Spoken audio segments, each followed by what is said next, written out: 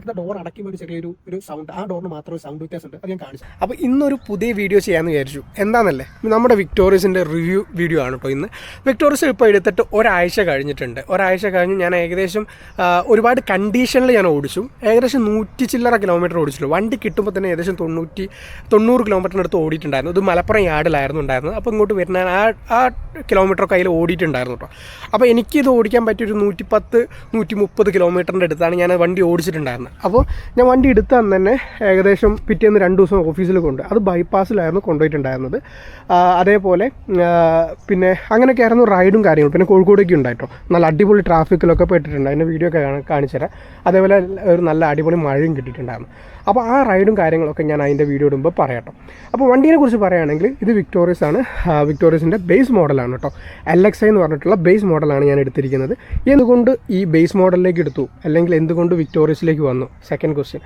ഇത് ആർക്കൊക്കെ പറ്റും, ഈ മോഡൽ ആർക്കൊക്കെ പറ്റും, ഈ കാര്യങ്ങൾക്കാണ് ഞാൻ ആൻസർ പറയുന്നത് കേട്ടോ. പിന്നെ എൻ്റെ യൂസർ റിവ്യൂ എനിക്ക് ഇഷ്ടപ്പെട്ടോ, ഞാൻ വണ്ടി എടുക്കുമ്പോൾ പ്രതീക്ഷ കാര്യങ്ങൾ തന്നെയാണോ വണ്ടിയിൽ സ്റ്റിൽ എക്സിസ്റ്റിംഗ്, ഈ കാര്യങ്ങൾക്ക് ആൻസർ ഞാൻ പറയാം. ഫസ്റ്റ് ഓഫ് ഓൾ, ഇപ്പോൾ ഇത്രയും ദിവസം യൂസ് ചെയ്തിട്ട് വണ്ടി റൈഡ് ചെയ്യാൻ എങ്ങനെയുണ്ടെന്ന് ചോദിച്ചു കഴിഞ്ഞാൽ വണ്ടി എനിക്ക് ഇഷ്ടപ്പെട്ടു കേട്ടോ. വണ്ടീൻ്റെ ഇൻറ്റീരിയറും കാര്യങ്ങളും ആണെങ്കിലും അതേപോലെ എക്സ്റ്റീരിയറും ലുക്ക് ആണെങ്കിലും വണ്ടി ഒരിക്കലും ഒരു മാരുതി വണ്ടിയാണെന്ന് തോന്നൂല കേട്ടോ. ആ വണ്ടി മാരുതി കുറച്ച് വർക്ക് ചെയ്തിട്ടുണ്ടെന്ന് വേണമെങ്കിൽ പറയാം. ആ വണ്ടീൻ്റെ ഡിസൈനും കാര്യങ്ങളൊക്കെ ഒന്ന് ഓവറോൾ മാറിയിട്ടുണ്ട്. പുതിയൊരു ഫീലാണ് കേട്ടോ വരുന്നത്. പിന്നെ പറയുകയാണെങ്കിൽ ഞാൻ നേരത്തെ പറഞ്ഞല്ലോ, ഇതിൽ മോഡൽ വരികയാണെങ്കിൽ ഇതിപ്പോൾ ബേസ് മോഡലാണ് ഞാൻ എടുത്തത്. എന്തുകൊണ്ട് ബേസ് മോഡൽ എടുത്തു എന്ന് ചോദിച്ചു കഴിഞ്ഞാൽ എനിക്ക് വലിയ മാറ്റം തോന്നിയിട്ടില്ല. ഇതിൻ്റെ തൊട്ട് മേലത്തെ മോഡൽ ഒരു വാല്യൂ ഫോർ മണി ആയിട്ട് എനിക്ക് ഫീൽ ചെയ്തിട്ടില്ല. അതുകൊണ്ടാണ് ആ മോഡൽ എടുക്കാഞ്ഞത്. 1.5 ലക്ഷം രൂപ വ്യത്യാസം വരുന്നുണ്ട്. അതിനുള്ള ഫീച്ചേഴ്സ് ഉണ്ടോ എന്ന് ചോദിച്ചാൽ മിസ്സിംഗ് ആയിട്ടുള്ള ഫീച്ചേഴ്സ് ഞാൻ പറഞ്ഞുതരാം. സീറ്റ് ഹൈറ്റ് അഡ്ജസ്റ്റ്മെൻറ്റ് അതിൽ വരുന്നുണ്ട്. ബാക്കിൽ LED ലൈറ്റ്, മറ്റേ സീക്വൻഷ്യൽ ആയിട്ടുള്ള LED ലൈറ്റ് വരുന്നുണ്ട്. കട്ട് ചെയ്ത് പോകുന്ന ലൈറ്റ് ഉണ്ടല്ലോ, ആ LED ലൈറ്റ് വരുന്നുണ്ട്. പിന്നെ മിററിലേക്ക് വരികയാണെങ്കിൽ ഓട്ടോ ഫോൾഡ് വരുന്നുണ്ട്. പിന്നെ മിസ്സിംഗ് ആയിട്ടുള്ള ഫീച്ചർ എന്ന് പറഞ്ഞാൽ എന്താ, നമുക്ക് ഇവിടെ SOS ബട്ടൺ വരുന്നുണ്ട്. അതേപോലെ ഇൻഫർടൈൻമെൻറ്റിലേക്ക് വരികയാണെങ്കിൽ ബാക്കിൽ ക്യാമറ ഇല്ല. ഇന്ന കാര്യങ്ങളാണ്. പാർസൽ ട്രേ മിസ്സിംഗ് ആണ്. അപ്പോൾ ഇത്രത്തോളം കാര്യങ്ങളാണ് അതിൽ ആഡ് ഓൺ ആവുന്നത്. ഈ കാര്യങ്ങളൊക്കെ നമ്മൾ എക്സ്ട്രാ ഫിറ്റ് ചെയ്തതാണ് കേട്ടോ. ഈ റെയിൻ ഗാർഡും അതേ താഴത്തുള്ള ബീഡിങ്ങും കാര്യങ്ങളൊക്കെ എക്സ്ട്രാ ഫിറ്റ് ചെയ്തതാണ്. പിന്നെ ഉള്ളിലുള്ള ആ സീറ്റ് കവറും കാര്യങ്ങളൊക്കെ അതൊക്കെ അതിലും ചെയ്യേണ്ടി വരും. നമ്മൾ അങ്ങനത്തെ കാര്യങ്ങളൊക്കെ ചെയ്യണം. അപ്പോൾ നമുക്ക് വേണ്ടത് ഏകദേശം വെച്ച് നോക്കുകയാണെങ്കിൽ ഒരു അത്യാവശ്യം വേണ്ട അതിലേക്ക് അപ്ഗ്രേഡ് ചെയ്യാൻ ഒരു 50,000 രൂപയുടെ അടുത്തൊക്കെ വരുന്നുള്ളൂ, ഈ നിങ്ങൾ അലോയ് ഒന്നും ഇടുന്നില്ലെങ്കിൽ. പിന്നെ ക്രൂസ് കൺട്രോൾ നമുക്ക് വെക്കാൻ പറ്റൂല. ഇപ്പം വെക്കുന്ന ആൾക്കാരുണ്ട്, ഞാൻ പ്രിഫർ ചെയ്യുന്നില്ല, അത് വെക്കരുതെന്നാണ് എൻ്റെ സജഷൻ ഉള്ളത്. അപ്പം അങ്ങനത്തെ കാര്യങ്ങൾ മാത്രമേ ഇതിൽ ഡിഫറൻസ് വരുന്നുള്ളൂ. അപ്പോൾ അത്ര ഡിഫറൻസിന് മാത്രം നമ്മൾ ഓട്ടോമാറ്റിക് എടുക്കുന്നില്ല, അതേപോലെ നമ്മൾ ഹൈബ്രിഡ് എടുക്കുന്നില്ലെങ്കിൽ അതിലേക്ക് പോകേണ്ട ആവശ്യമില്ല. എന്തിനാണ് വെറുതെ 1.5 ലക്ഷം രൂപ കളയുന്നത്? അപ്പോൾ ബേസ് മോഡൽ മതി. പിന്നെ മിറർ ഫോൾഡിംഗ് ഒക്കെ നമുക്ക് പുറത്തുനിന്ന് ചെയ്യാം. വേണമെന്ന് സീറ്റ് ഹൈറ്റും പുറത്തുനിന്ന് ചെയ്യാം. സീറ്റ് ഹൈറ്റ് വേണമെന്ന് ചോദിച്ചാൽ വേണ്ട, കാരണം ഇതിൽ ഹൈറ്റ് ഓൾറെഡി ഉണ്ട്. അപ്പോൾ നമുക്ക് വിഷ്വലി കാണാൻ പറ്റും, വേറെ ബുദ്ധിമുട്ടോ കാര്യങ്ങളൊന്നുമില്ല. പിന്നെ ബാക്കിലെ ക്യാമറ ഞാൻ വെച്ചിട്ടുണ്ട്. ഒരു 6,000 രൂപേൻ്റെ അടുത്ത് വന്നിട്ടുള്ളൂ ക്യാമറയ്ക്ക്. അത് മാരുതിന് ചെയ്യുന്നതിനെക്കാട്ടി നല്ല പുറത്ത് കാര്യങ്ങളാലും കുഴപ്പമില്ല. പിന്നെ എന്തിനൊരു വേറെ മോഡൽ ഞാൻ നോക്കിയെന്ന് ചോദിച്ചാൽ, എനിക്ക് ഞാനൊരു ലേസി ഡ്രൈവർ എന്നല്ല, എന്താ പറയുക, എനിക്ക് വണ്ടി അങ്ങനെ പവറായിട്ട് വേണമെന്ന് നിർബന്ധമൊന്നുമില്ല. എനിക്ക് പവറുള്ള വണ്ടി ഇഷ്ടമാണ്. BMW ഒക്കെ ഇഷ്ടമാണ്. ഫോക്സ്വാഗൻ്റെ വണ്ടികളും സ്ലാവിയ കാര്യങ്ങളൊക്കെ ഇഷ്ടമാണ്. അല്ലെങ്കിൽ ഇപ്പം ക്രെറ്റ അല്ലെങ്കിൽ സെൽട്ടോസിൻ്റെ ഒക്കെ GT ലൈനിൽ വരുന്ന ടർബോ പെട്രോൾ എഞ്ചിനൊക്കെ എനിക്ക് വളരെ ഇഷ്ടമാണ്. പക്ഷേ എന്താ സംഭവിച്ചാൽ അത് മെയിൻറ്റെയിൻ ചെയ്യാനും അത് യൂസബിലിറ്റിയും എനിക്ക് മൈലേജ് ഒരു കൺസേൺ ആണ്. ഞാനൊരു ഫാമിലി മാനാണ്. അപ്പോൾ എനിക്ക് മൈലേജ് എന്തായാലും കൺസേൺ. എനിക്കൊരു 10ൻ്റെ മേലെ എന്തായാലും ഒരു 15ൻ്റെ മേലെ 15 റിലേറ്റഡ് ആയിട്ട് മൈലേജ് കിട്ടണം. വലിയ വണ്ടി ആവണം, 15 മൈലേജ് കിട്ടണം, ഒരു അത്യാഗ്രഹമല്ലേ. അപ്പോൾ നോക്കിയപ്പോൾ ഇതാണ് ഒരു ബെസ്റ്റ് ഓപ്ഷൻ. പിന്നെ സേഫ്റ്റി, ഈ പറഞ്ഞ വേരിയൻസ് ഫോക്സ്വാഗൻ്റെയോ അല്ലെങ്കിൽ സ്ലാവൻ്റെ അല്ലെങ്കിൽ സ്കോഡേൻ്റെ വണ്ടികളല്ലെങ്കിൽ സേഫ്റ്റി കുറച്ച് കൺസേൺ ആണ്. 3 സ്റ്റാർ സേഫ്റ്റി മാത്രമേ ഉള്ളൂ എനിക്ക് തോന്നുന്നു അവർക്കൊക്കെ കിട്ടുന്നത്. അപ്പോൾ അത് വെച്ച് നോക്കുമ്പോൾ ഒരു 5 സ്റ്റാർ സേഫ്റ്റി ഉള്ള, അതും ഗ്ലോബൽ NCAP റെക്കഗ്നൈസ് ആയിട്ടുള്ള മൈലേജ് ഉള്ളൊരു വണ്ടി വേണമെന്നായിരുന്നു എൻ്റെ ഒരു കൺസേൺ ഉണ്ടായിരുന്നു. അപ്പോൾ ഒരു ഫാമിലി വണ്ടി അങ്ങനെ വേണമെങ്കിൽ പറയാം. അങ്ങനെയുള്ള വണ്ടിയാണെങ്കിൽ this is the right vehicle to choose. ഇതൊരു ഡ്രൈവർ എന്തൂസിയാസ്റ്റ് വണ്ടിയൊന്നുമല്ല. ദിസ് ഈസ് ഒരു A to B പോയിന്റിൽ നിങ്ങൾക്ക് ഒരു അടിപൊളിയായിട്ട് സുഖമായിട്ട് എൻജോയ് ചെയ്തിട്ട് പോവാം, അത്രേ ഉള്ളൂ. ഭയങ്കര സ്പീഡുണ്ടോ ചോദിച്ചാൽ സ്പീഡില്ല. ബട്ട് നിങ്ങൾക്ക് അത്യാവശ്യം വേണ്ട ഓവർടേക്കിങ്ങിനും കാര്യങ്ങളൊക്കെ അടിപൊളി തന്നെയാണ്. പിന്നെ സിറ്റിയിലേക്ക് പറ്റിയ വണ്ടിയാണ്, മൈലേജും ഉണ്ട്. അങ്ങനെ വെച്ച് നോക്കുമ്പോൾ ദിസ് ഈസ് ദ വെഹിക്കിൾ. അതായിരുന്നു ഞാൻ ഇതിലേക്ക് വരാനുള്ള കാര്യം. അപ്പം നിങ്ങൾക്കും ഇങ്ങനെയാണ് യൂസ് എങ്കിൽ definitely consider this vehicle. Okay, നിങ്ങൾ ഭയങ്കര ഒരു അടിപൊളി റിസൾട്ട് കിട്ടുമെന്ന് വെച്ചിട്ട് ഇതിലേക്ക് വരരുത്. പിന്നെ ഇതൊരു വലിയ വണ്ടിയാണ്. ക്രെറ്റേൻ്റെ സെഗ്മെൻറ്റിലാണ് വരിക. ക്രെറ്റേനോട് കമ്പയർ ചെയ്യുമ്പം ഫീച്ചേഴ്സ് കുറവാണ്, പവർ കുറവാണ്. ഈ രണ്ട് കാര്യങ്ങൾ മാത്രമേ ഉള്ളൂ. മൈലേജ് കൂടുതലാണ്, ഇവിടെ സേഫ്റ്റിയും കൂടുതലാണ്. ആ രണ്ട് കാര്യങ്ങൾ ഇതിനൊരു പ്ലസ് പോയിന്റ് ഉണ്ട്. അപ്പോൾ when compare to Creta or any other brands, അങ്ങനെയാണ് ഞാൻ പറഞ്ഞത്. പിന്നെ ഇതിൻ്റെ സർവീസ് സെൻറ്ററിനെ കുറിച്ച് അറിയാമല്ലോ, ഞാൻ വെറുതെ പറഞ്ഞ് അലമ്പാക്കുന്നില്ല. മാരുതിൻ്റെ സർവീസ് സെൻറ്ററിനെ കുറിച്ചിട്ടും മെയിൻ്റെനൻസിനെ കുറിച്ചിട്ടും ഏകദേശം നിങ്ങൾക്ക് അറിയാം. അപ്പോൾ ഇതൊക്കെ കൊണ്ടാണ് ഞാൻ ഈ വണ്ടിയിലേക്ക് വന്നത്. പിന്നെ ബേസ് മോഡൽ മുതൽ തന്നെ നമുക്ക് ഈ കീയും കാര്യങ്ങളൊക്കെ വരുന്നുണ്ട് കേട്ടോ. നമുക്ക് എന്താ പറയുക, ഈ ടക്കും കാര്യങ്ങളൊക്കെ ഉണ്ടല്ലോ, നിങ്ങൾക്ക് കാണാമല്ലോ. ഇതാണ് അതിൻ്റെ കീ വരുന്നത്. ഞാൻ കവർ ഇട്ടതാണ്, ഒരു ബോർ കീ ആണ്, ഞാൻ കവർ ഇട്ട് അഡ്ജസ്റ്റ് ചെയ്തതാണ് കേട്ടോ. അപ്പം കീയിലേക്ക് വരികയാണെങ്കിൽ, അല്ലെങ്കിൽ ഈ ഇതിലേക്ക് വരികയാണെങ്കിൽ സ്റ്റാർട്ട് സ്റ്റോപ്പ് ബട്ടണും കാര്യങ്ങളൊക്കെ ഉണ്ട്. ആ ബേസ് മോഡൽ മുതലേ ഉണ്ട്. അത് വലിയൊരു കാര്യമാണ്. അപ്പോൾ ക്രെറ്റൻ്റെയും അല്ലെങ്കിൽ അവരുടെയൊക്കെ base model national expected 1.5 engine എടുക്കുന്നതിൻ്റെ ഒരു പ്രശ്നം അതായിരുന്നു. ബേസ് മോഡൽ ഒരു ടെക്കുമില്ല എന്ന് പറഞ്ഞാൽ ഒരു ടെക്കുമില്ല. ഒരു മിഡ് ഓപ്ഷൻ എടുക്കണം. മിഡ് ഓപ്ഷൻ എന്ന് പറയുമ്പോൾ 17-18 ലക്ഷം ആവും. അപ്പോൾ അത്രയും പൈസ കൊടുത്തിട്ട് വാങ്ങേണ്ട ആവശ്യമില്ലല്ലോ. അപ്പോൾ അതുകൊണ്ടാണ് ബേസ് മോഡൽ എല്ലാ ഫീച്ചറും ഉള്ള ഈ ഒരു വണ്ടി എടുത്തത്. ഗ്രാൻഡ് വിറ്റാര വെച്ച് കമ്പയർ ചെയ്യുകയാണെങ്കിൽ ബേസ് മോഡൽ അത്ര ഫീച്ചർ ഇല്ല. പിന്നെ പഴയ ഡിസൈനാണ്. ആ രണ്ട് കാര്യങ്ങളുകൊണ്ടാണ് ഗ്രാൻഡ് വിറ്റാര ഒഴിവാക്കി ഇതിലേക്ക് വന്നത്. ഇതൊരു ന്യൂ ഡിസൈനാണ്, എനിക്ക് ഇഷ്ടപ്പെട്ടു, എല്ലാവർക്കും ഇഷ്ടപ്പെടും എന്ന് വിചാരിക്കുന്നു. അങ്ങനെയൊക്കെയാണ് ഈ മോഡലിലേക്ക് വന്നത് കേട്ടോ. അപ്പം നിങ്ങൾക്ക് മനസ്സിലായി തോന്നുന്നു എന്തുകൊണ്ട് LXi എടുത്തു, എന്തുകൊണ്ട് വിക്ടോറിയസിലേക്ക് വന്നു എന്നുള്ളത്. പിന്നെ നെഗറ്റീവായിട്ട് തോന്നിയിട്ടുണ്ടെങ്കിൽ നമുക്ക് പറയാം, ചില സമയത്ത് പവർ കുറവായിട്ട് എനിക്ക് തോന്നിയിട്ടില്ല, എന്നാലും പവർ കുറവ് തന്നെയാണ്. ഇപ്പം മൈലേജ് എനിക്ക് അത്ര 10 ഇപ്പോൾ കാണിക്കുന്നുള്ളൂ. ഇതൊന്നും നെഗറ്റീവല്ല, പോകെ ഇമ്പ്രൂവ് ആയിരിക്കും. ഞാനൊരു ലോങ് ഡ്രൈവ് ചെയ്തിട്ട് പറഞ്ഞു തരാം. അപ്പോൾ ആകെ ഞാൻ പിന്നെ ഏകദേശം കിലോമീറ്റർ 240 കിലോമീറ്ററാണ് ഓടിയത്. അതിൽ 90 കിലോമീറ്റർ വണ്ടി ഓൾറെഡി ഓടിയിട്ടുണ്ടായിരുന്നു. കാരണം മലപ്പുറം യാർഡിലായിരുന്നു വണ്ടി കിടക്കുന്നുണ്ടായിരുന്നു. അവിടെ നിന്ന് ഇങ്ങോട്ട് കൊണ്ടുവന്ന് കുറച്ച് ഓട്ടം അതിൽ ഓടിയിട്ടുണ്ട്. അപ്പം ഞാൻ ഏകദേശം റിമൈനിങ് ഒരു 150 റേഞ്ചിലാണ് ഞാൻ ഓടിച്ചിട്ടുള്ളത്.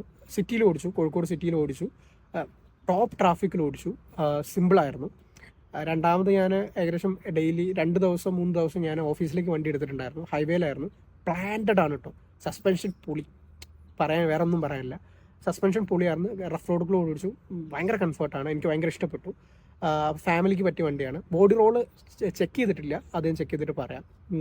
അപ്പം ഒരു ഹൈവേയിലെ ആണെങ്കിൽ സ്റ്റേബിളാണ് വണ്ടി കുലുങ്ങുന്നില്ല. നമ്മൾ 100 എത്തുന്നത് അറിയുന്നില്ല കേട്ടോ. 100 ഓടിച്ച് ഞാൻ 100-110 വരെ എടുത്തിട്ടുള്ളൂ. പുതിയ വണ്ടി ആയതുകൊണ്ട് അത്രേ പോയിട്ടുള്ളൂ. 80-100 ഓടിച്ചിട്ടുണ്ടായിരുന്നു. അടിപൊളിയാണ് വണ്ടി. ഓവർടേക്കിങ്ങിലൊന്നും അറിയുന്നില്ല, നമ്മൾ സ്പീഡ് കയറുന്നൊന്നും പെട്ടെന്ന് അറിയുന്നില്ല.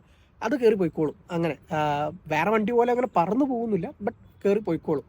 പിന്നെ ആൾക്കാർ വണ്ടി കണ്ടിട്ട് ഇങ്ങനെ നോക്കുമ്പോൾ ഒരു ഫീലാട്ടോ.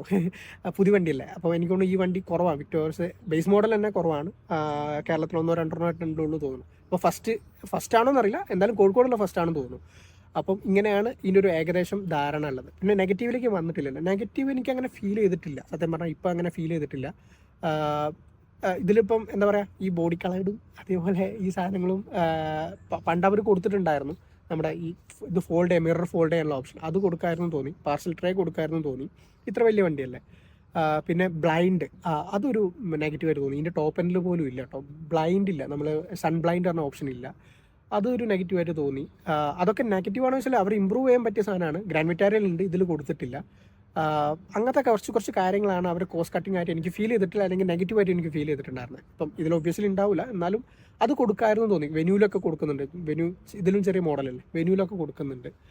പിന്നെ ഞാൻ എന്തുകൊണ്ട് അങ്ങനത്തെ സബ് 4 മീറ്റർ വണ്ടികൾ പോയില്ല എന്ന് വെച്ചാൽ എനിക്ക് സ്പേസ് ഒരു ആവശ്യമായിരുന്നു, വലിയ വണ്ടി ആവശ്യമായിരുന്നു, മിഡ് സൈസ് വണ്ടിയായിരുന്നു എൻ്റെ ഒരു ആവശ്യം ഉണ്ടായിരുന്നത്. അതുകൊണ്ടൊക്കെയാണ് ഞാൻ അതിലേക്ക് പോകാൻ കേട്ടോ.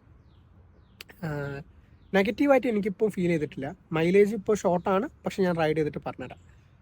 വലിയ വണ്ടിയാണ്, അത്യാവശ്യം നല്ല വലിപ്പമുണ്ട് വണ്ടിക്ക്. ബാക്കിലിരിക്കാനും കംഫർട്ടാണ്, സീറ്റും കാര്യങ്ങളൊക്കെ ഭയങ്കര കംഫർട്ടാണ്. ഇപ്പോൾ പോസിറ്റീവ് മാത്രമേ ഉള്ളൂ, ഫസ്റ്റ് ഇംപ്രഷൻ അല്ലേ. നെഗറ്റീവായിട്ട് അങ്ങനെ ഫീൽ ചെയ്തില്ല. എനിക്ക് ബാക്ക് ഡോർ അടയ്ക്കുമ്പോൾ ഒരു ചെറിയൊരു സൗണ്ട്, ആ ഡോറിന് മാത്രം ഒരു സൗണ്ട് വ്യത്യാസമുണ്ട്, അത് ഞാൻ കാണിച്ചു തരാം. ക്യാമറ മോശമായിരുന്നു, മാരുതി ഞാൻ കംപ്ലയിൻറ്റ് കൊടുത്തിട്ടുണ്ട്, പുള്ളി മാറ്റി തരാമെന്നുള്ള രീതിയിൽ പറഞ്ഞിട്ടുണ്ട്. എന്താ നോക്കട്ടെ, അതിൻ്റെ അപ്ഡേറ്റ്സ് ഞാൻ പറയാം. പിന്നെ സീറ്റിനൊക്കെ ഏകദേശം ഞാൻ ആക്സറീസും കാര്യങ്ങളും എടുത്തിട്ടുണ്ട്. സീറ്റ് ചെയ്തിട്ടുണ്ട്, സീറ്റ് കവർ 10,000 ചില്ലറ ആയിട്ടുണ്ട്. കുഴപ്പമില്ല, തരക്കേടില്ലാത്ത സീറ്റാണ്, ഇരിക്കാനൊക്കെ നല്ല കുഷ്യനും കാര്യങ്ങളൊക്കെ ഉണ്ട്. ഫ്ലോർ മാറ്റ് ചെയ്തിട്ടുണ്ട്, 3D മാറ്റ് ചെയ്തിട്ടുണ്ട്. ഏകദേശം 4,000-3,000 റേഞ്ചിലാണ് പൈസ വരുന്നത്. പിന്നെ സ്റ്റെപ്പ് ചെയ്തിട്ടുണ്ടായിരുന്നു. സ്റ്റെപ്പ് ഇതിന് ചെയ്യേണ്ട ആവശ്യമില്ല കേട്ടോ, നിങ്ങൾ ആരും ചെയ്യുന്നുണ്ടെങ്കിൽ ചെയ്യേണ്ട ആവശ്യമില്ല, അത്ര ഹൈറ്റ് ഇല്ല. സ്റ്റെപ്പിന് ഏകദേശം വരുന്നത് 13 ചില്ലറയാണ്, 14,000 രൂപയാണ് വരുന്നത്. അത് ഓൺലൈനിൽ കുറച്ചുകൂടി കുറവുണ്ട്, മാരുതിൻ്റെ സൈറ്റിൽ തന്നെ. അതെന്താ വ്യത്യാസം എന്നറിയില്ല, ഒരു 200 രൂപേൻ്റെ അടുത്ത് ചെറിയ വ്യത്യാസം വരുന്നുണ്ട്. പിന്നെ ഇത് ചെയ്തിട്ടുണ്ട്, ബീഡിങ്ങും ചെയ്തിട്ടുണ്ട്. ഇത്ര കാര്യങ്ങളെ ചെയ്തിട്ടുള്ളൂ. ആ സ്റ്റെപ്പിനും സീറ്റ് കവറിനുമാണ് ഒരു 20,000 രൂപേൻ്റെ അടുത്ത്, 20,000 ചില്ലറ രൂപേൻ്റെ അടുത്ത് വന്നിട്ടുണ്ടായിരുന്നു, 25,000 രൂപേൻ്റെ അടുത്ത് വന്നിട്ടുണ്ടായിരുന്നത്. ബാക്കിയെല്ലാം ഏകദേശം ആവശ്യമുള്ള സാധനങ്ങൾ മാത്രമേ ചെയ്തിട്ടുള്ളൂ. അത് ഏകദേശം ബാക്കി 20-20ൻ്റെ അടിയിൽ 15 റുപ്യേൻ്റെ അടുത്തൊക്കെ ആയിട്ടുള്ളൂ. അപ്പോൾ നിങ്ങളൊരു ബേസ് മോഡൽ എടുത്തിട്ട് നിങ്ങൾക്ക് LXI എടുത്തിട്ട് VXIയിലേക്ക് ആക്കാൻ ജസ്റ്റ് ഒരു 20-30 രൂപ ആവുള്ളൂ. ക്രൂസ് കൺട്രോൾ ആഡ് ചെയ്യുന്ന ആൾക്കാരുണ്ട്. ക്രൂസ് കൺട്രോൾ ആഡ് ചെയ്യരുതെന്നാണ് എൻ്റെ സജഷൻ. അപ്പോൾ LXI എടുത്താൽ മതി എന്നാണ് എൻ്റെ ഒരു ഹൈബ്രിഡോ അല്ലെങ്കിൽ ഓട്ടോമാറ്റിക്കോ അല്ലെങ്കിൽ LXI മതി. പിന്നെ ബാക്കിലുള്ള ആ ടേണിംഗ് ലൈറ്റൊക്കെ ഡൽഹി മാർക്കറ്റിൽ വന്നിട്ടുണ്ട്. അപ്പോൾ എടുത്ത് തന്നെ കേരളത്തിലും വരും. അപ്പോൾ റെക്ട്രോഫിറ്റ് ചെയ്താൽ മതി. അതുണ്ട്, നല്ല രസം ഉണ്ടാവും രാത്രി. അപ്പോൾ അങ്ങനെയൊക്കെയാണ് കാര്യങ്ങൾ പറയാനുള്ളത്. പിന്നെ മിറർ അഡ്ജസ്റ്റ് ചെയ്യാനും നിങ്ങൾക്ക് പറ്റും. പിന്നെ പെയിൻറ്റ് ചെയ്യാനും ഏകദേശം വലിയ പണിയില്ല. ബോഡി കളറിലേക്ക് ആക്കണം എന്നുണ്ടെങ്കിൽ കുഴപ്പമില്ല. ഈ കളറിൽ ബ്ലാക്ക് നല്ല ചേരുന്നുണ്ട്, എനിക്ക് ഇഷ്ടപ്പെട്ടിട്ടുണ്ട്. അതുകൊണ്ട് ഞാൻ മാറ്റുന്നില്ല എന്നാണ് വിചാരിക്കുന്നത്. പിന്നെന്താ ഇതിലിപ്പം പറയാനുള്ളത്? നെഗറ്റീവ് എനിക്ക് ഫീൽ ചെയ്തിട്ടില്ല കേട്ടോ. എനിക്ക് അങ്ങനെ കാര്യമില്ല. പാർസൽ ട്രേ, ആ ബ്ലൈൻഡ്, ആ കാര്യങ്ങൾ കൊടുക്കാമെന്ന് മാത്രമേ ഫീൽ ചെയ്തിട്ടുള്ളൂ. പിന്നെ അങ്ങനെ വേറെ ഇപ്പം നമുക്ക് ഡെലിവറി കാര്യങ്ങളൊക്കെ പക്ക അനൂപേട്ടനാണ് ചെയ്തിട്ടുണ്ടായിരുന്നത്. മോട്ടോഴ്സ് എന്നാണ് എടുത്തിട്ടുണ്ടായിരുന്നത്. ഞാൻ വീഡിയോ ഇട്ടതാണ് ഓൾറെഡി. അവർ നല്ല സപ്പോർട്ട് ചെയ്തിട്ടുണ്ടായിരുന്നു. അനൂപേട്ടനെ നേരത്തെ അറിയാമായിരുന്നു. നമ്മൾ സ്വിഫ്റ്റ് അനൂപേട്ടൻ്റെ അടുത്ത് നിന്ന് തന്നെയാണ് എടുത്തിട്ടുണ്ടായിരുന്നത്. അപ്പം പുള്ളിനോട് ഞാൻ വേണം എൻ്റെ കോൺടാക്ട് നമ്പറൊക്കെ ഇതിൻ്റെ അടിയിലിടാം. പുള്ളിനോട് എൻ്റെ ഡൗട്ടോ കാര്യങ്ങളോ ഓൺ റോഡ് പ്രൈസോ കാര്യങ്ങളൊക്കെ അറിയണമെന്നുണ്ടെങ്കിൽ വിളിച്ച് ചോദിച്ചാൽ മതി. അപ്പോൾ ഇത്രയൊക്കെ തന്നെ ഉള്ളൂ. അപ്പോൾ നിങ്ങളൊരു വേർഡിക്റ്റ് പറയുകയാണെങ്കിൽ this is a good vehicle. നിങ്ങളൊരു ഫാമിലി ഓറിയൻറ്റഡ് ആയിട്ടാണ് നിങ്ങൾ നോക്കുന്നതെങ്കിൽ this is best one you can afford. അഫോർഡബിലിറ്റിയും അതേപോലെ മെയിൻ്റെനൻസും അങ്ങനത്തെ കാര്യങ്ങളൊക്കെ വെച്ച് നോക്കുകയാണെങ്കിൽ this is the big affordable vehicle എന്ന് വേണമെങ്കിൽ പറയാം.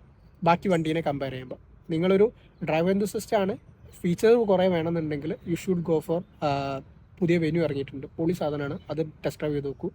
അതിൽ DCTയും വരുന്നുണ്ട്. എഞ്ചിനും കാര്യങ്ങളൊക്കെ അടിപൊളിയാണ്. അപ്പോൾ അതിലേക്ക് പോയി നോക്കൂ. അതല്ലെങ്കിൽ നിങ്ങൾക്ക് ഫോഴ്സ് വാഗൻ വണ്ടികളാണ് താല്പര്യം, മെയിൻ്റെനൻസ് കുഴപ്പമില്ലെങ്കിൽ ഡെഫിനറ്റ്ലി കൺസിഡർ ഫോഴ്സ് വാഗൻ vehicles or Skoda vehicles consider ചെയ്യാം. അതല്ല സേഫ്റ്റി 5 സ്റ്റാർ സേഫ്റ്റി വേണം, പവറും വേണം, എല്ലാം വേണമെന്നുണ്ടെങ്കിൽ ടാറ്റയും കൺസിഡർ ചെയ്യാൻ പറ്റിയ ബെസ്റ്റ് ഓപ്ഷനാണ്. അപ്പോൾ അങ്ങനെ കൺസിഡർ ചെയ്യാവുന്നതാണ്. ഇപ്പം സിയാറ വരുന്നുണ്ട്, അങ്ങനെ കുറച്ച് വെഹിക്കിൾസ് വരുന്നുണ്ട്. അപ്പോൾ അതൊക്കെ നോക്കിയിട്ട് എടുത്താൽ മതി. ഇതൊരു 5 സ്റ്റാർ സേഫ്റ്റി ഉള്ള അടിപൊളി മെയിൻ്റെനൻസ് ലെസ് ആയിട്ടുള്ള ഒരു ഫാമിലി വെഹിക്കിളാണ്. അപ്പോൾ നിങ്ങൾക്ക് മനസ്സിലായെന്ന് വിചാരിക്കുന്നു. എൻ്റെ ഹോണസ്റ്റ് ഒരു ഫസ്റ്റ് ഇംപ്രഷൻ വീഡിയോ ആണ്. ഇനി എന്തെങ്കിലും ഇഷ്യൂസും കാര്യങ്ങളും മൈലേജും കാര്യങ്ങളൊക്കെ ആയിട്ട് ഞാൻ ഷോർട്സ് ആയിട്ട് വരാം. അപ്പോൾ നിങ്ങൾക്ക് കൂടുതൽ അറിയാൻ പറ്റും.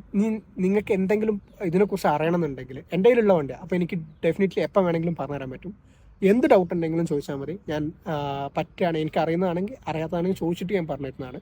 ഇതിനെക്കുറിച്ച് റൈഡും കാര്യങ്ങളൊക്കെ ബെസ്റ്റായിട്ട് ഞാൻ പറഞ്ഞുതരാൻ പറ്റും. ബേസ് മോഡലാണെങ്കിൽ അതിനെക്കുറിച്ചുള്ള ഡീറ്റെയിൽസ് എന്നോട് ചോദിച്ചാൽ മതി, ഞാൻ പറഞ്ഞുതരാം കേട്ടോ. അപ്പോൾ താങ്ക് യു ഫോർ വാച്ചിങ്. നമ്മൾ സബ്സ്ക്രൈബ് ചെയ്യാൻ മറക്കരുത്. നമ്മുടെ ചാനൽ നല്ല ഗ്രോ ചെയ്യുന്നുണ്ട്. അപ്പോൾ നിങ്ങളുടെ സപ്പോർട്ട് വേണം. Thank you for watching. നമുക്കൊരു ചെറിയൊരു ഫുഡിൻ്റെ ചാനലും കൂടി ഉണ്ട്. ടേസ്റ്റി ടെക് റൈഡ്സ് എന്നാണ് ചാനലിൻ്റെ പേര്. പറ്റാണ് അതും കൂടി ഒന്ന് സബ്സ്ക്രൈബ് ചെയ്ത് സഹായിക്കാം. ഇൻസ്റ്റാഗ്രാമിൽ ഫോളോവേഴ്സ് കുറവാണ്, ഞാൻ ഇടുന്ന കണ്ടൻറ്റും കുറവാണ്. ഇൻസ്റ്റാഗ്രാമിൽ നമ്മളുണ്ട്. ഫോളോ ചെയ്യാൻ പറ്റുകയാണെങ്കിൽ അതും കൂടി ഒന്ന് കൺസിഡർ ചെയ്യണം. ഇത് യൂസ്ഫുൾ ആയിട്ടുണ്ടെങ്കിൽ ഡെഫിനറ്റ്ലി കൺസിഡർ ചെയ്യുക ഫോളോ ചെയ്യാൻ. അത്രേ പറയുള്ളൂ. അപ്പം റെഗുലറായിട്ട് വാച്ച് ചെയ്യാൻ പറ്റുകയാണെങ്കിൽ വാച്ച് ചെയ്യാം. Thank you for watching. Very much thank. കാരണം നമ്മൾ ഒരിക്കലും 1600 സബ്സ്ക്രൈബേഴ്സ് ആവുമെന്ന് വിചാരിച്ചതല്ല. താങ്ക് യു വെരി മച്ച് ഈ ഷോർട്ട് സ്പാനിൽ ഇത്ര തന്നെ ആക്കി തന്നതിന്. ഞാനൊരു സോഫ്റ്റ്വെയർ എഞ്ചിനീയറാണ്, അതിൻ്റെ ഇടയിലാണ് ഈ പരിപാടികളൊക്കെ ചെയ്യുന്നത്. അപ്പം thank you very much for your support. അപ്പം അങ്ങനെയൊക്കെയാണ് എനിക്ക് പറയാനുള്ളത്.